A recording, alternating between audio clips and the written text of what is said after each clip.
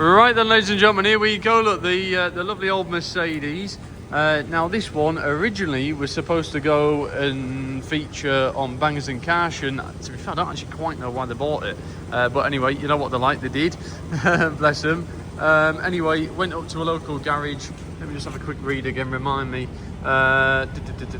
We bought this SEL in October 24 from us. Unfortunately, once it was up on the ramp, it all became a little bit too much for them. The main problem area we faced on was the corrosion around the battery tray. This particular part was uneconomical to fabricate, and Mercedes no longer made the part.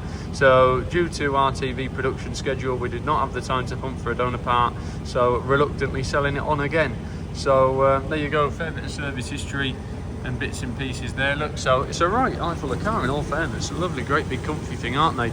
And I think the plan was to sort of fill a gap really, and just do a quick turnaround on something a little bit different. And obviously, you know, I know they're you know, keen on spending money in bits and pieces and going above and beyond.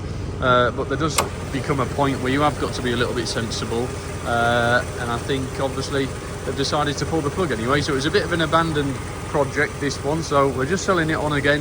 I think that was the main area there. Look, so obviously what you've got to bear in mind, guys, with the TV side of things, I know it's easy to laugh and joke and say, oh, look how much money you've spent on this, but at the end of the day, they're restoring these cars for, you know, yourselves, a member of the public, to use and enjoy, and they're selling them as restored. So, you know, even, you know, run-of-the-mill people, if it was myself or maybe yourselves, if something just wants one tyre, just to be on the safe side, they put 4 on, you know. So they really do go above and beyond with the restoration side of things. And of course, you know, we've got a name to live up to, it's got to be done properly. So whereas some people had arguably just put a quick plate in there and sort of job done with, you know, obviously their side of it, you know, and their way of doing things is obviously to do it correctly and properly, which obviously will cost an awful lot of money. So naturally, you know, you have got to be sensible with these things, and exactly so, you know, just be uneconomical. So there you go. Obviously someone else will look at it with a different pair of eyes and just repair that patch, no problem, just put a bit of a plate in, whereas obviously the TV guys would have to do everything properly, you know, not necessarily by the book, but it's got to be 100% at the end of the day.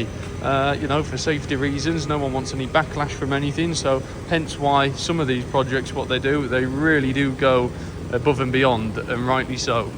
So there you go. I just given you a quick 360 around it. Not perfect on the paint, a little bit of microglycerin here and there, you know, a few little bits and pieces around the aerial naturally, but wheel arches and so forth look good. Wheels will clean up well.